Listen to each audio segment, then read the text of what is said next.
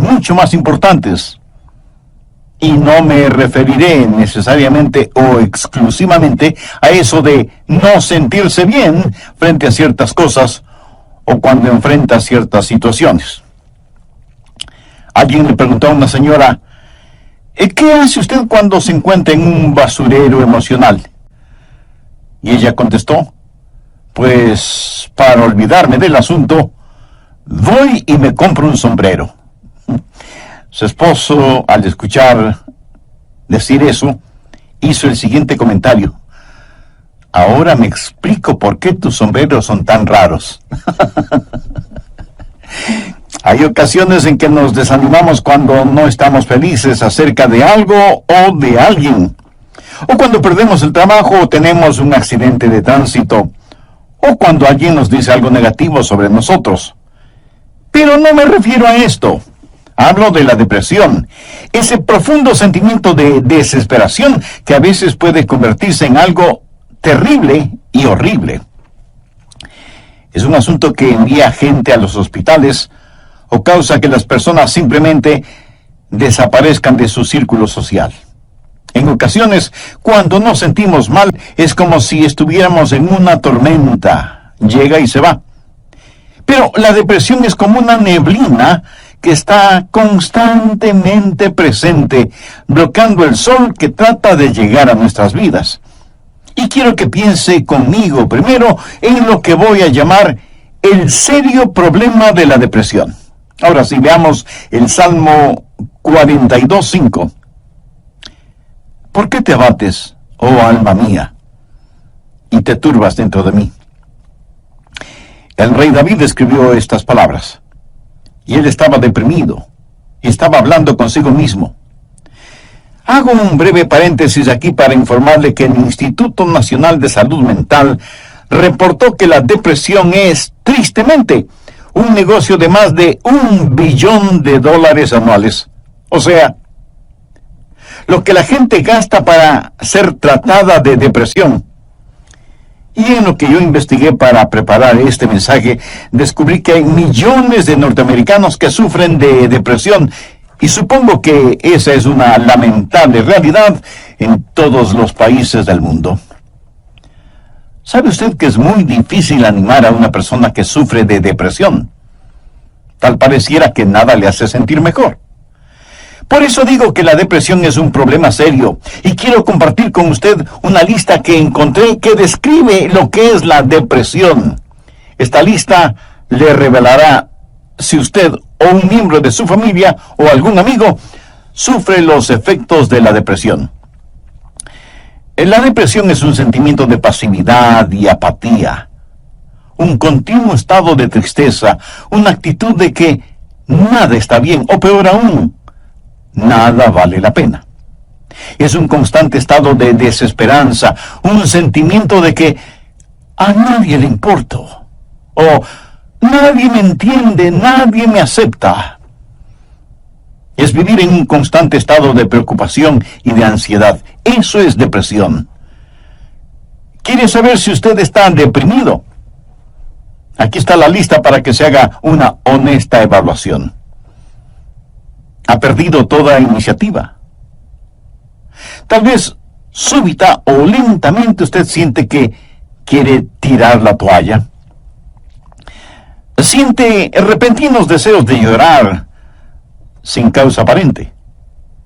Se despierta de pronto por la noche y ya no puede volver a dormir. Se despierta por la mañana sintiéndose fatigado. Siente dolores no bien definidos en todo su cuerpo. Se encuentra a veces pensando en su propia muerte o con pensamientos suicidas. ¿Alguna vez suspira incesantemente o como si algo pesado le oprimiera el pecho? Ha llegado al punto de no confiar en su propio juicio y le es un verdadero problema el tomar alguna decisión.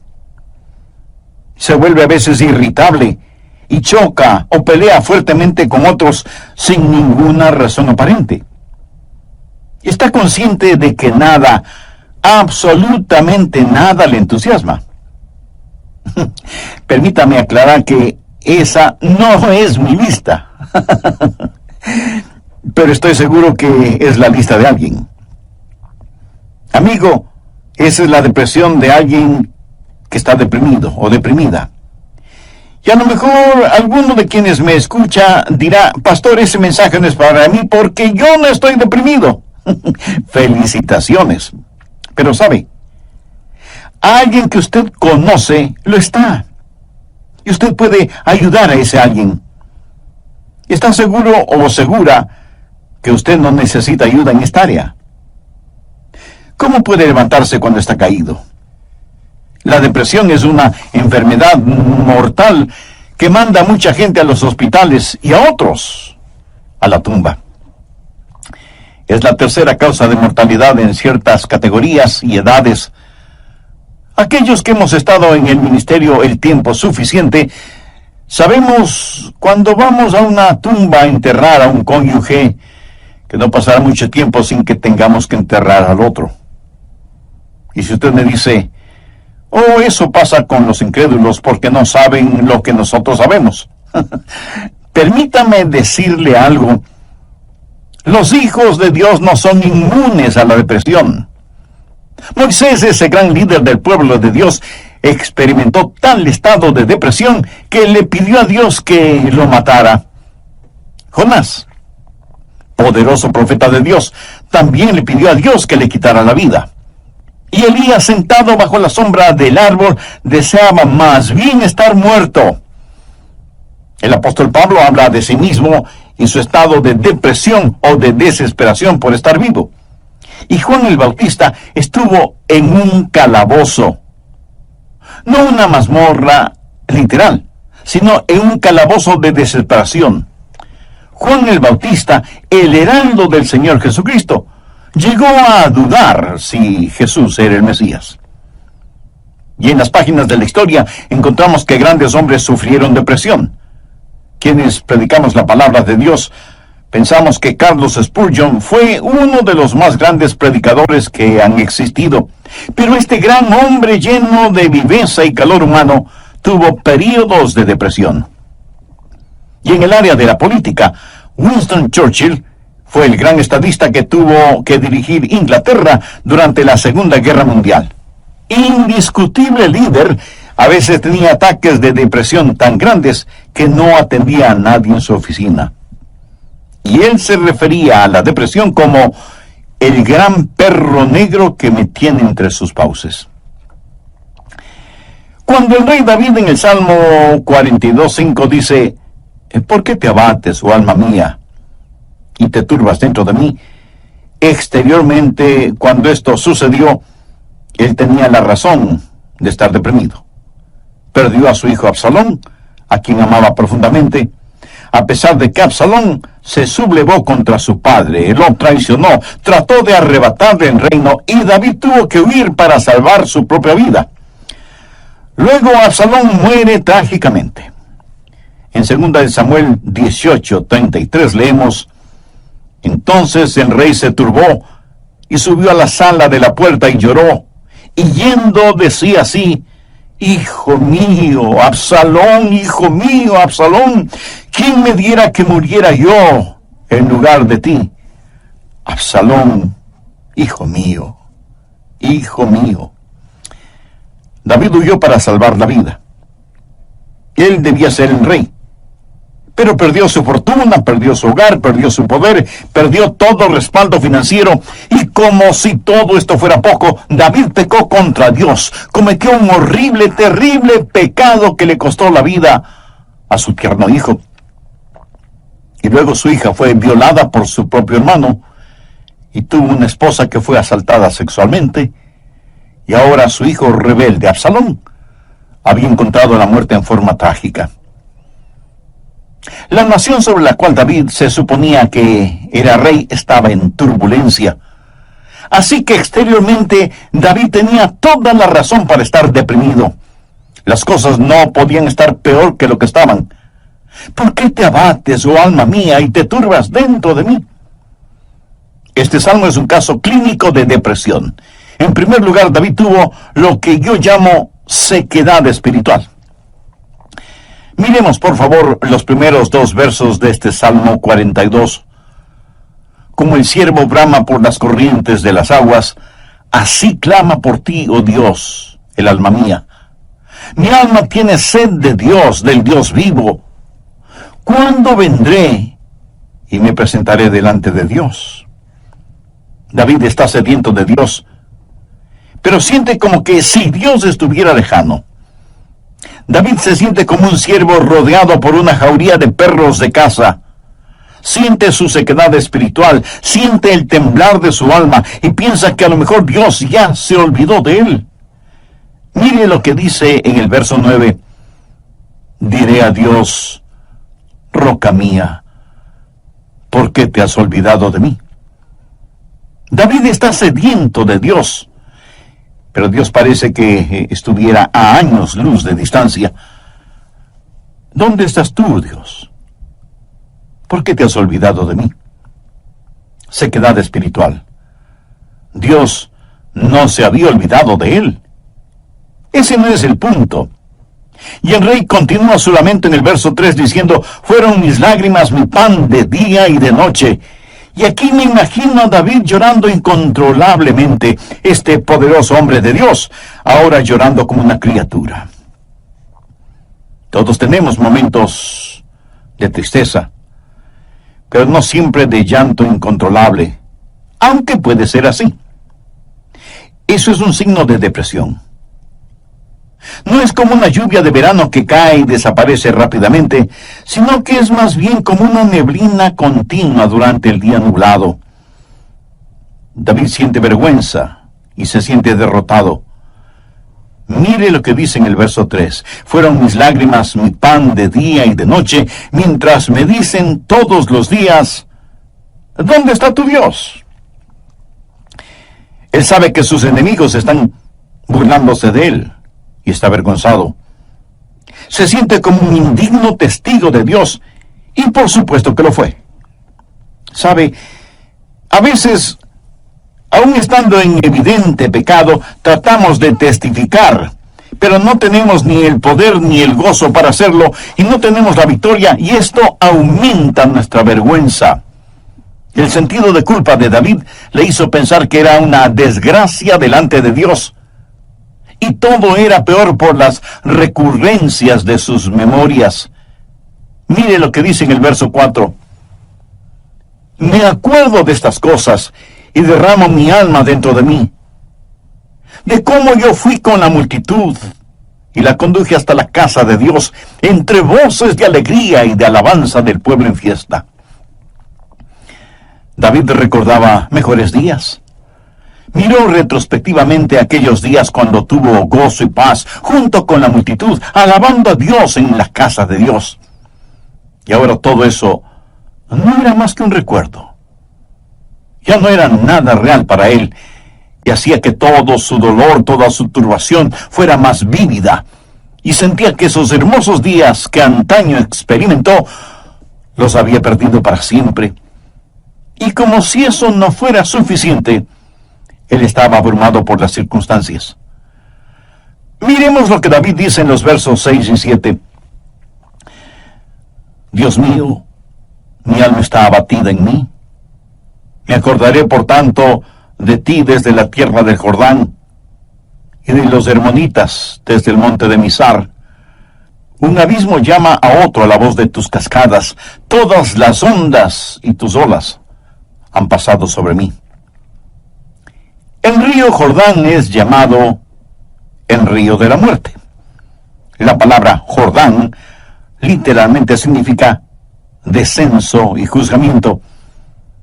Comienza en el monte Hermón, que está casi a 3.000 metros sobre el nivel del mar, y desciende por un tortuoso camino hacia el Mar Muerto.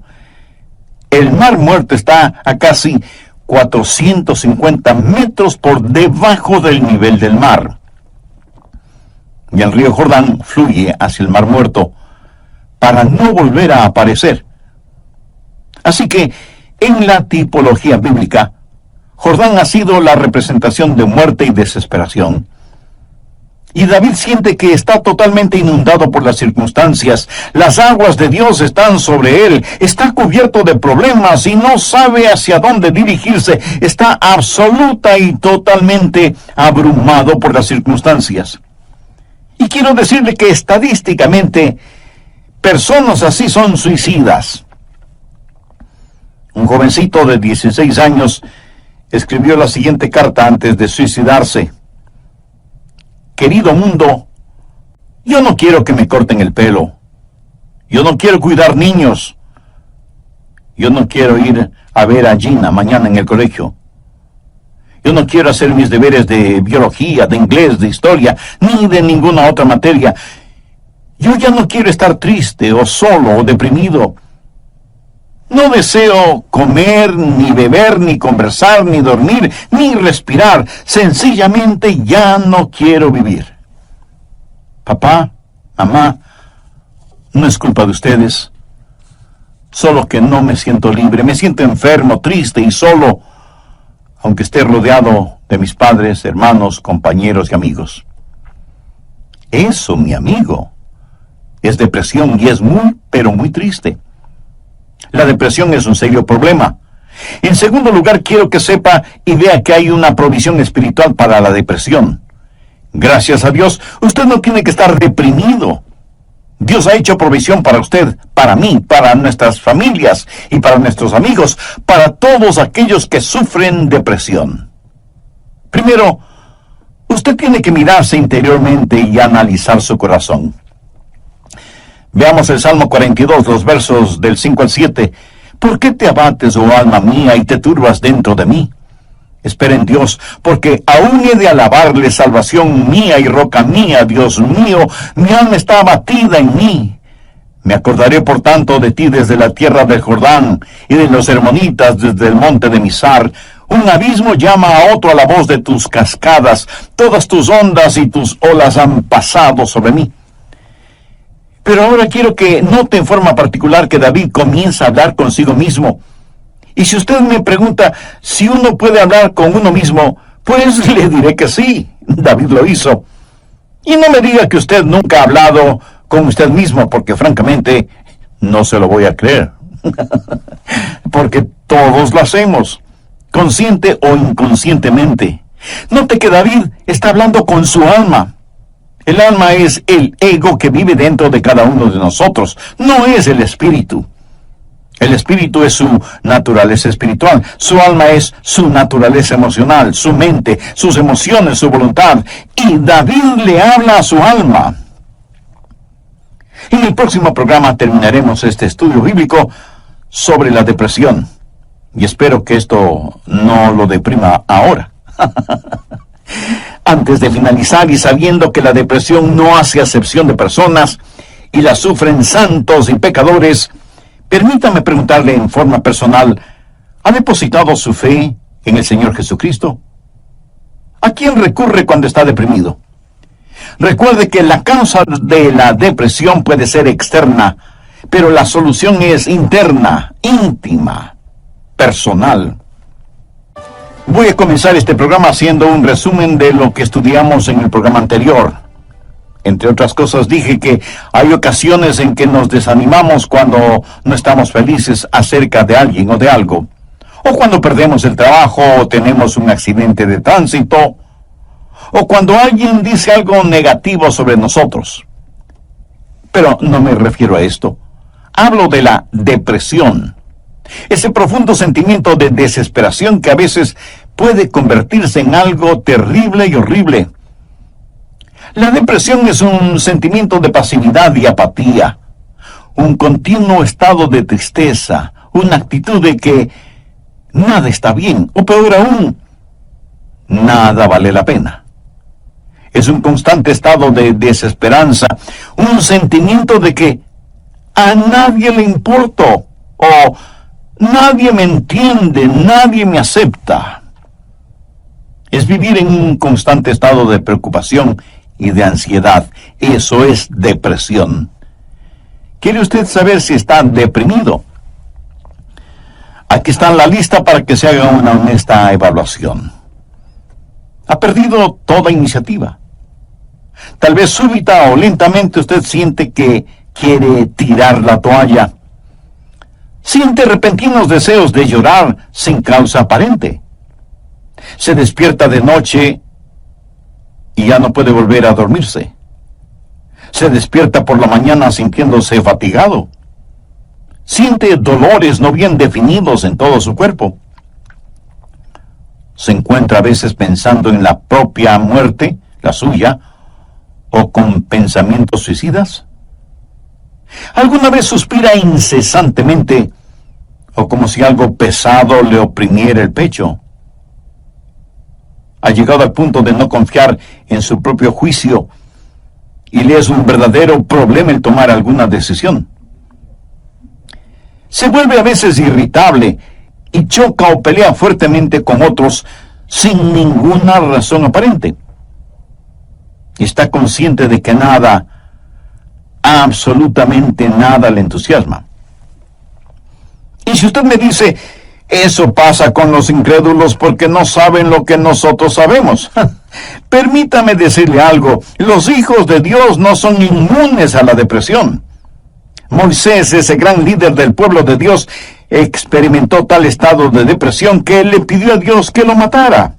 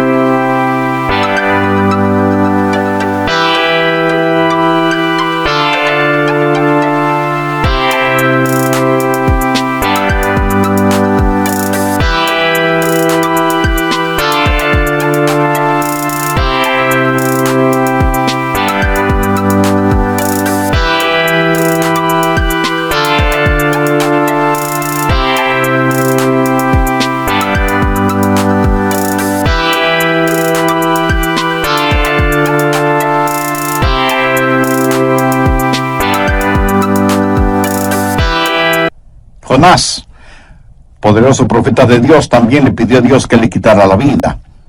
Y Elías, sentado bajo la sombra de un árbol, deseaba más bien estar muerto.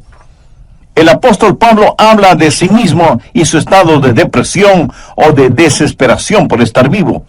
Y Juan el Bautista estuvo en un calabozo, no una mazmorra literal, sino en un calabozo de desesperación.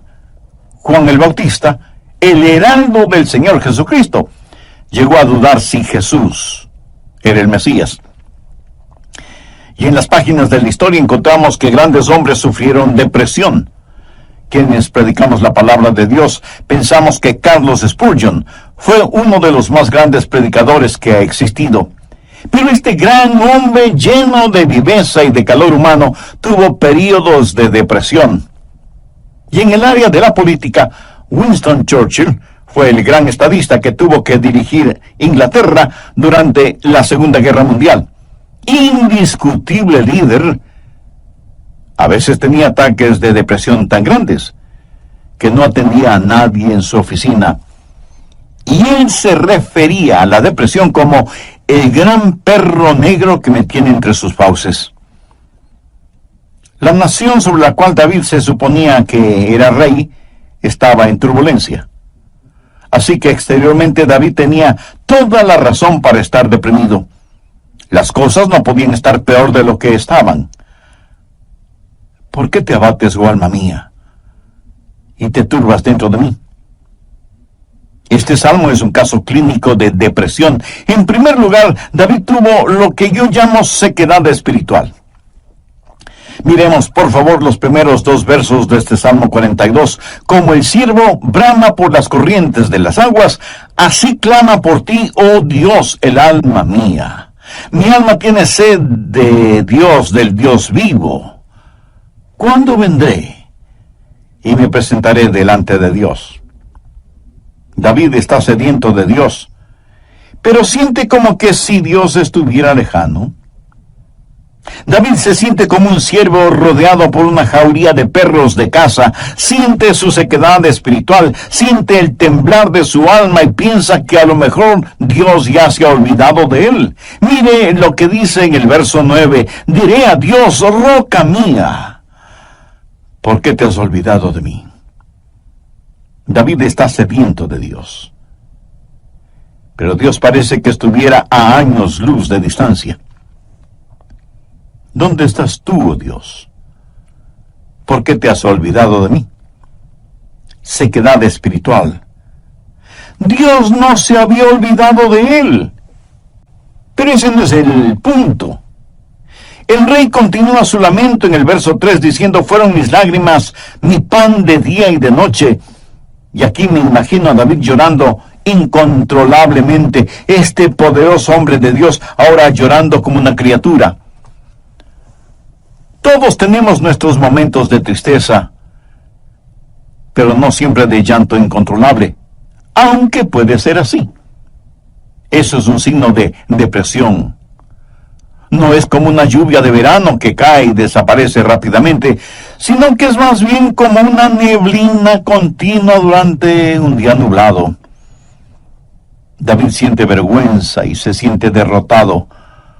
Mire lo que dice en el verso 3. Fueron mis lágrimas mi pan de día y de noche, mientras me dicen todos los días, ¿dónde está tu Dios? ¿Sabía que dentro de usted hay alguien que constantemente le está hablando? Es la vieja naturaleza, su alma no redimida ni santificada.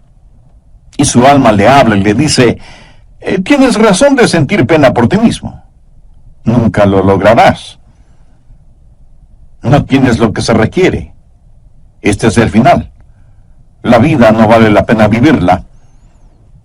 Y David responde a su alma y le dice, ¿por qué te abates, oh alma mía? Y este es el momento en que usted toma control, sostiene firmemente a su alma frente a usted, le mira directamente a los ojos y le habla. Eso es lo que David hizo cuando le dijo, alma, ¿por qué te sientes así? Usted tiene que mirarse íntimamente, interiormente, y analizar su corazón. ¿Por qué está deprimido? Yo no estoy diciendo que no tiene razón para estar deprimido. Tal vez alguna persona amada ha fallecido, su cónyuge, un hijo o una hija, un entrañable amigo. Si eso es verdad, entréguele su dolor a Dios, comparta su pena con quienes le aman, y tenga en cuenta que a pesar de cómo se sienta, la vida no ha terminado para usted. Tal vez tiene el corazón destrozado. Alguien a quien amaba profundamente le ha engañado.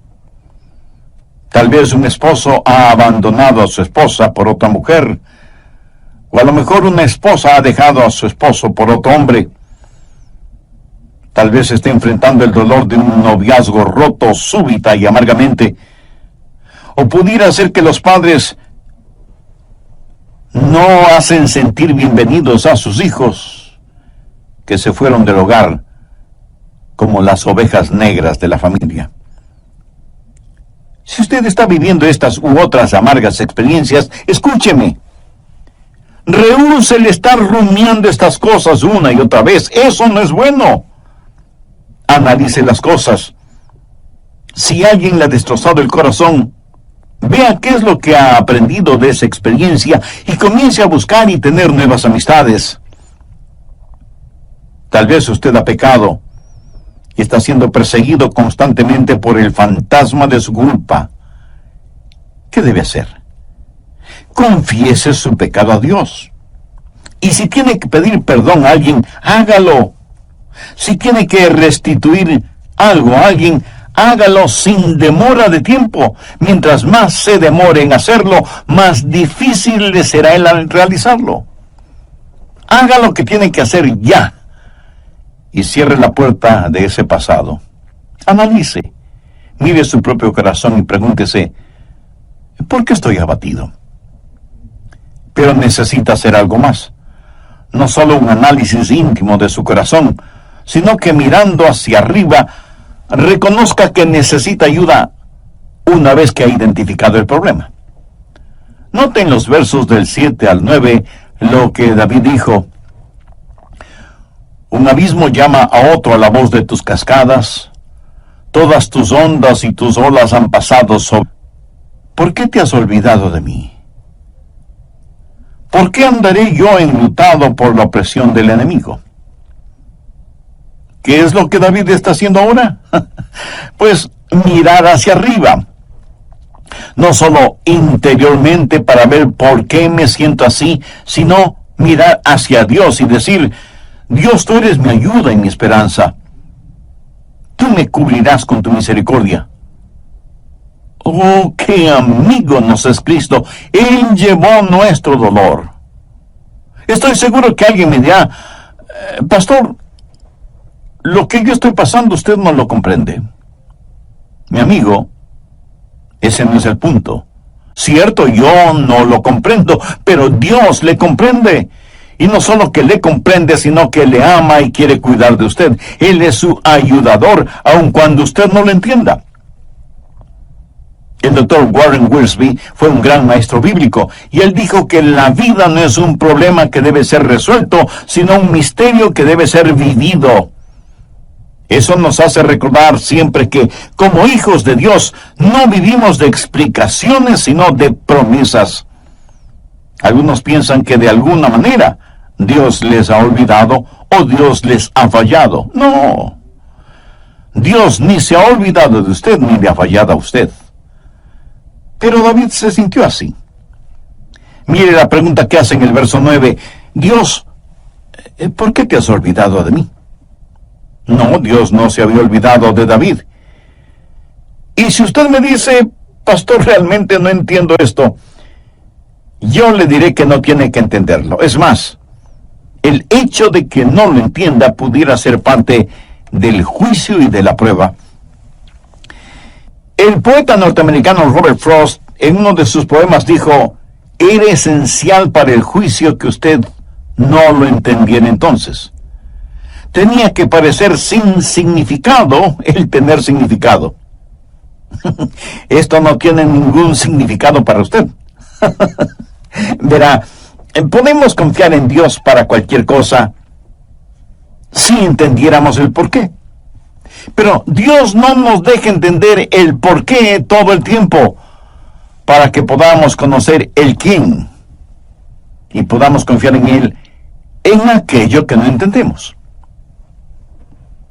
Andrew Murray fue un extraordinario hombre de Dios y dijo lo siguiente: en tiempos de problemas, aquellos que confían en Dios deben primero decir: Él me trajo hasta aquí. Es por su voluntad que me encuentro en esta situación. Y Él me mantendrá aquí en su amor y me dará la gracia en este juicio para comportarme como su hijo. Él hará que este juicio sea una bendición, enseñándome las lecciones que Él quiere que aprenda y trabajando bajo su gracia ya concedida. Finalmente, en su tiempo, Él le librará nuevamente. ¿Cómo y cuándo? Bueno, solo Él lo sabe. Así que cuando usted está en dificultades, diga: estoy aquí primero por la voluntad de Dios, segundo bajo su cuidado, tercero bajo su entrenamiento y cuarto en su tiempo. Alguien dijo: Dios es demasiado bueno para no ser bondadoso, demasiado sabio como para cometer errores.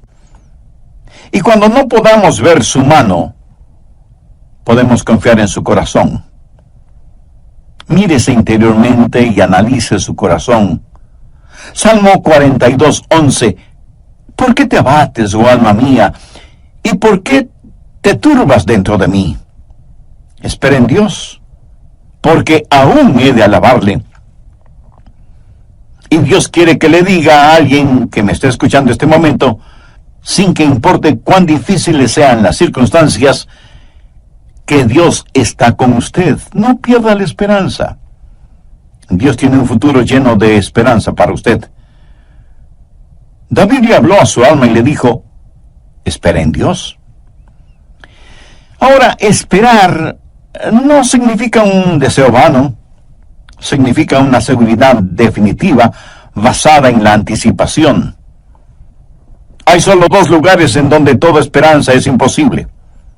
El uno es el cielo, porque ya no necesitamos ninguna esperanza, todo será realizado.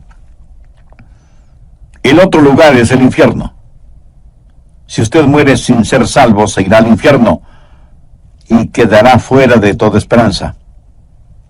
Pero la esperanza siempre es posible. Mi amigo, lo que encontramos en Jeremías 29:11 es para usted ahora mismo. Escuche lo que dice ese versículo. Porque yo sé los pensamientos que tengo acerca de vosotros, dice Jehová, pensamientos de paz y no de mal, para daros el fin que esperáis. O sea, un futuro y una esperanza. No permita que Satanás apague la vela de la esperanza. Usted necesita mirarse interiormente y analizar su corazón. Necesita mirar hacia Dios y saber que habrá ayuda. Necesita mirar al frente y darse cuenta que hay esperanza. Dios transformará su calvario en una Pascua y convertirá cada una de sus lágrimas en perlas. Dios pondrá un hermoso arco iris de su gracia sobre sus pesares. Espera en Dios. Él va a llenar las más profundas necesidades de su corazón. Y Dios nunca estará satisfecho hasta que el más grande deseo suyo sea Él mismo. Hemos hablado del serio problema que es la depresión y de la esperanza que hay para usted. ¿Cuál es la promesa segura contra la depresión? ¿Por qué te abates, oh alma mía? ¿Y por qué te turbas dentro de mí? Espera en Dios, porque aún he de alabarle. Si usted está caído espiritual y emocionalmente, puede levantarse. Y si hoy se siente deprimido, recuerde que Dios le ama. Ni una hoja cae al suelo sin que Él lo sepa. Sé que a veces abrazamos a las personas, les damos unas palmaditas en la espalda y les decimos que las cosas van a mejorar. Pero, mi amiga, mi amigo, escúcheme. Aparte de Jesús, no hay una verdadera esperanza para el mundo. Anoche, mientras meditaba en este mensaje que estoy compartiendo con usted, dije, Señor, no quiero hablar sobre la depresión. Quiero hablar más bien sobre algo feliz o algo realmente animador. Y el Señor me dijo, Adrián, hay alguien que necesita escuchar ese mensaje. Hay muchas personas sufriendo de depresión. Debes entregar ese mensaje. Así que, de Dios a usted, déjeme decirle algo. Si usted está caído, puede levantarse. Dios tiene una manera para usted. Y no es psicología popular barata, ni una palmadita en la espalda diciéndole las cosas van a mejorar. Espere en Dios, Él le ayudará hasta el final. Tenga la absoluta confianza que usted está protegido y abrazado por los eternos y poderosos brazos de Dios. Si es que usted es un hijo de Dios, por haber recibido a Jesús en su vida. Si usted no tiene la seguridad de su salvación,